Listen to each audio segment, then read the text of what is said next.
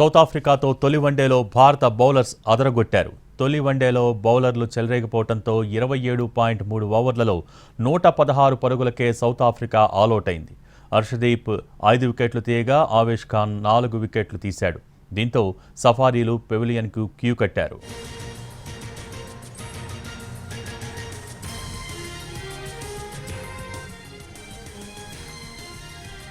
South ఆఫ్రికాతో తొలి వన్డేలో భారత బౌలర్స్ అదరగొట్టారు. తొలి వన్డేలో బౌలర్లు చెలరేగటంతో 27.3 ఓవర్లలో 116 పరుగులకే సౌత్ ఆఫ్రికా ఆలౌట్ అయింది.